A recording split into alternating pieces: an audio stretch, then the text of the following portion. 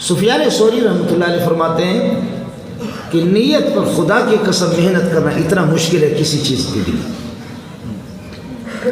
عام آدمی حج کرتا کہتے حج میں بڑی تکلیف تھی مینا میں، عرفات میں، مزدلفہ میں کہتا ہوں الو کا پٹا، تو نے حج کیا اللہ کی رضا کے لیے، تو کیوں بتا رہا ہے اس حج کو؟ آپ سمجھے؟ تو ریاکار ہے، تیرا حج قابل قبول نہیں ہے. لیکن مولوی صاحب یہ نہیں کہتا کہ میں نے حج کیا. مولوی صاحب کہتے ہیں بیٹا کوئی مہمان آ گیا، اس تھرماس میں چائے لاؤ جو ہم نے سعودیہ سے لایا تھا.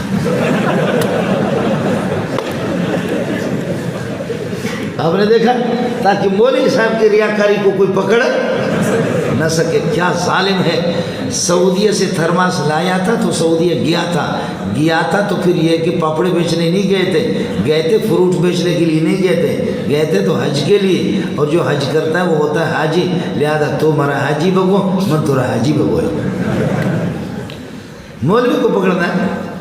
اور پھر آپ کی نیت کا جب آپ تقریر بھی کریں گے اور جب آپ درس بھی دے دیں گے اور پھر گزرتے ہوئے کون میری تعریف کر رہا ہے کون، خیال کر لینا کہیں یہ علم آپ کے لیے وبال نہ بنے. ہے یہ ریاکاری اس طرح علم بغیر عمل کے، العلم بلا عمل وبال والعمل، مولوی سن لے، العلم بلا عمل وبال اور والعمل بلا علم ضلال والجمع بینہما کمال.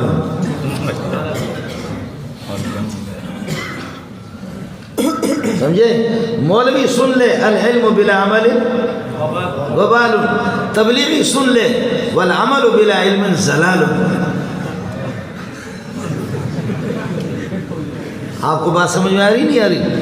مولوی سن لے العلم بلا عمل وبال، تبلیغی سن لے والعمل بلا علم ضلال والجمع بینہما کمال. العلم بلا عمل عقیم، علم بغیر عمل کے عقیم ہے. جیسے بانج عورت ہوتی ہے وہ بچہ نہیں، اس کے ساتھ جتنی بھی محنت کرو بچے کی توقع نہ رکھو.